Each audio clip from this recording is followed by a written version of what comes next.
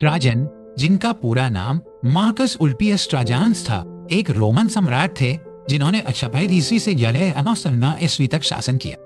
उनके शासनकाल को अक्सर रोमन साम्राज्य के शिखर के रूप में देखा जाता है। ऐसा से शांति और समृद्धि और सैन्य विस्तार द्वारा चिन्हित किया गया था। ट्राजन का जन्म 80 ईस्वी में इटालिका शहर में हुआ था। और वह इटली के बाहर पैदा होने वाले पहले रोमन सम्राट थे।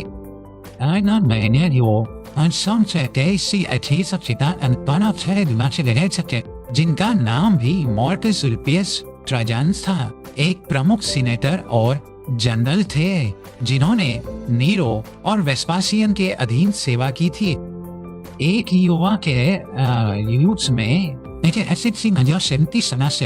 ट्राजन ने सेना में थीवाकीजियों में राइन और डेन्यूब सीमाओं पर विभिन्न अभियानों में भाग लिया। उन्होंने अपनी सैन्य क्षमता और अपने सैनिकों के साथ लोकप्रियता के लिए जल्दी से एक प्रतिष्ठा प्राप्त की।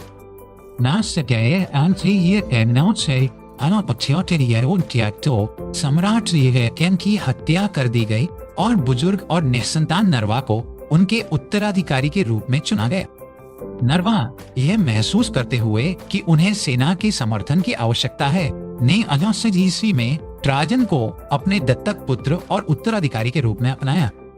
यह एक बुद्धिमानी भरा कदम साबित हुआ क्योंकि इसने सत्ता का एक सहज हस्तांतरण सुनिश्चित किया और साम्राज्य में स्थिरता लाई। यह ट्राजन सम्राट बना। उन्होंने तुरंत एक विशाल सार्वजनिक निर्माण कार्यक्रम शुरू किया।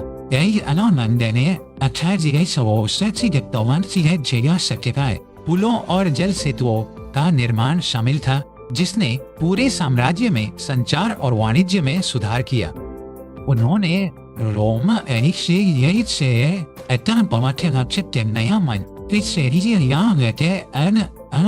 में ट्राजन फोरम भी बनाया, जो शहर का सबसे बड़ा और सबसे भव्य मंच था। ट्राजन अपनी सैन्य विजय के लिए सबसे प्रसिद्ध है। ईस्वी और ईस्वी में उन्होंने शक्तिशाली डेसियन साम्राज्य के खिलाफ 2 सफल युद्ध लड़े, जो आधुनिक रोमानिया में स्थित था। इन युद्धों के परिणाम स्वरूप डेसिया पर विजय प्राप्त हुई और रोमन साम्राज्य में इसका समावेश हुआ।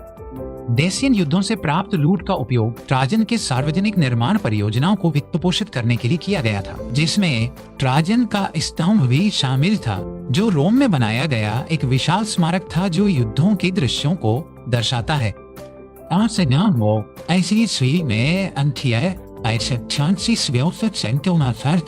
ट्राजन ने पार्थियन साम्राज्य के खिलाफ एक अभियान शुरू किया, जो पूर्व में रोम का लंबे समय से प्रतिद्वंद्वी था। उन्होंने आर्मेनिया और मेसोपोटामिया पर विजय प्राप्त करते हुए प्रारंभिक सफलता हासिल की। हालांकि विद्रोह और बिगड़ते स्वास्थ्य के कारण उन्हें 11 ईस्वी में रोम लौटने के लिए मजबूर होना पड़ा। उसी वर्ष बाद में सिलीजिया में ट्राजन की मृत्यु हो गई और दत्तक पुत्र हेड्रियन उनके उत्तराधिकारी बने। ट्राजन को एक न्यायप्रिय और उदार शासक के रूप में याद किया जाता है। उन्होंने गरीबों की मदद करने के लिए डिजाइन किए गए कई सामाजिक कल्याण कार्यक्रम लागू किए, जिसमें एलिमेंट नामक एक योजना भी शामिल है, जो अनाथों और गरीब बच्चों को वित्तीय सहायता प्रदान करती है।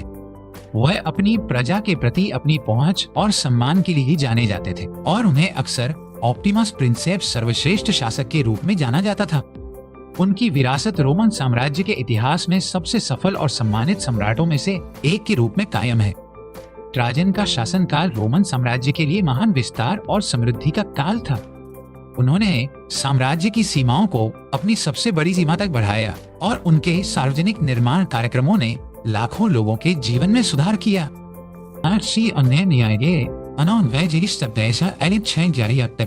एक सक्षम प्रशासक और एक दयालु शासक के रूप में याद किया जाता है।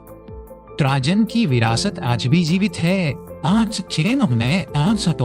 और उन्हें इतिहास के सबसे महान रोमन सम्राटों में से एक माना जाता है। Reniceria Atlanense है ट्रांसफर्मस्थान इटाली का हिस्पानिया बेटिका प्रांत में स्थित था, जो अपनी संपत्ति और रोमन संस्कृति के प्रति वफादारी के लिए जाना जाता था।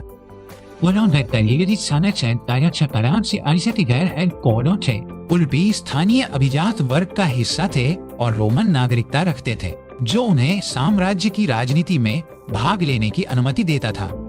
एक सैन्य अन्य सोवले के रूप में ट्राजन ने अपने पिता के अधीन सीरिया में सेवा की, जहां उन्होंने सैन्य रणनीति और नेतृत्व में बहुमूल्य अनुभव प्राप्त किया।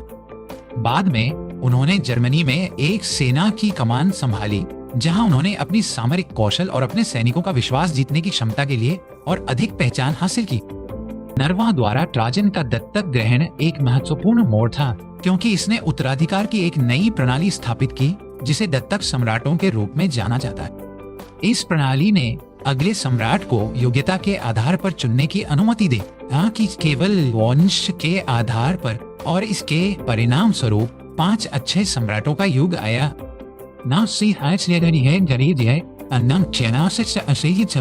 ट्राजन ने सीनेट के साथ घनिष्ठ संबंध बनाए रखा, इसके सदस्यों के साथ सम्मान और सहयोग के साथ व्यवहार किया।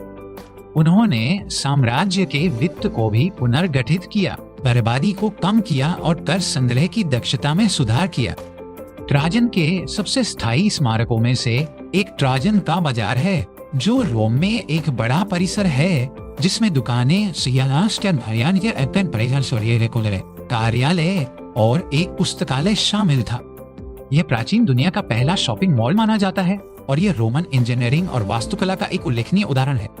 डेसियन युद्धों में ट्राजन की जीत रोमन सेना के लिए एक बड़ी उपलब्धि थी, क्योंकि डेसियन अपनी भयंकरता और सैन्य कौशल के लिए जाने जाते थे।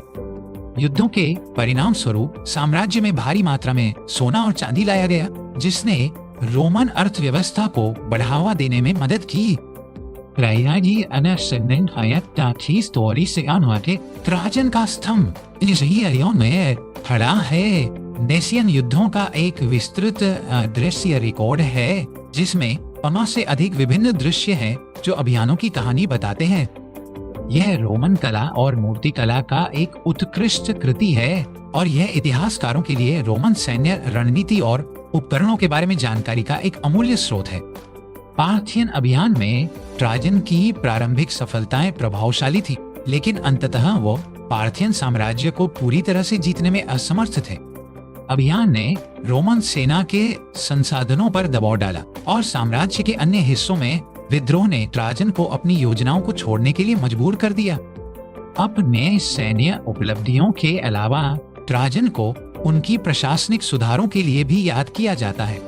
उन्होंने प्रांतों के गुवोनास में सुधार किया, भ्रष्टाचार को कम किया और स्थानीय समुदायों को अधिक स्वायत्तता प्रदान।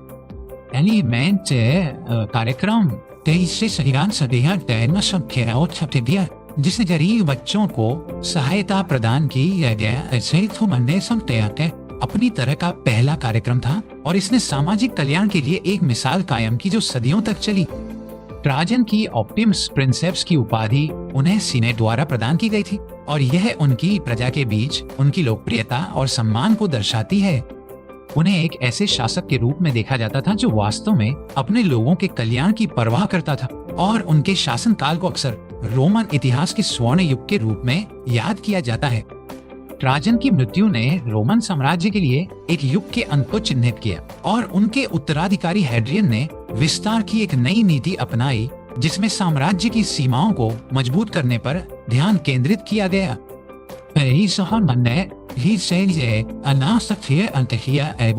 ट्राजन की विरासत कायम रही, और उन्हें रोमन सम्राटों के लिए एक मॉडल के रूप में देखा जाता रहा। आज विजेता एक शानदार निर्माता और एक दयालु शासक के रूप में याद किया जाता है। उनका शासनकाल रोमन साम्राज्य के शिखर का प्रतिनिधित्व करता है, और उनकी उपलब्धियों का पश्चिमी सभ्यता के पाठ्यक्रम पर गहरा प्रभाव पड़ा है।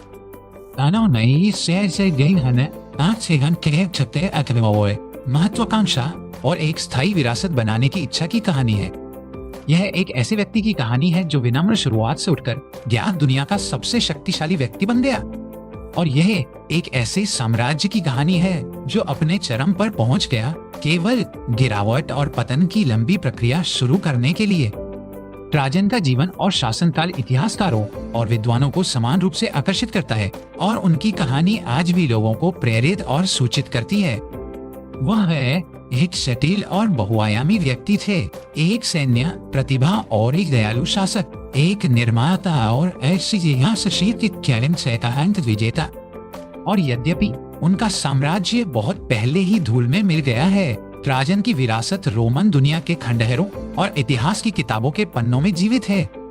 ट्राजन का प्रभाव उनके शासनकाल से कहीं आगे तक फैला हुआ था। उनके कई सार्वजनिक निर्माण और सामाजिक नीतियां सदियों तक रोमन जीवन को आकार देती रही। उनके द्वारा निर्मित सड़कों और पुलों के व्यापक नेटवर्क ने व्यापार और संचार को सुविधाजनक बनाया, जिससे साम्राज्य के विभिन्न हिस्सों को एक साथ बांधने में मदद मिली।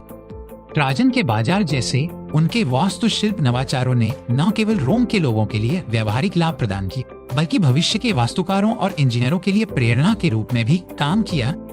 एलिमेंट कार्यक्रम ने सामाजिक जिम्मेदारी के लिए एक नया मानक स्थापित किया, यह प्रदर्शित करते हुए कि राज्य की अपने सबसे कमजोर नागरिकों के कल्याण को सुनिश्चित करने में भूमिका है। यह सिद्धि दत्तक सम्राटों की प्रणाली, जिसे ट्राजन के उद्गम ने मजबूत करने में मदद की, ने एक सदी से अधिक समय तक स्थिर और सक्षम नेतृत्व सुनिश्चित किया, जिसे व्यापक रूप से साम्राज्य के सबसे समृद्ध काल के रूप में माना जाता है।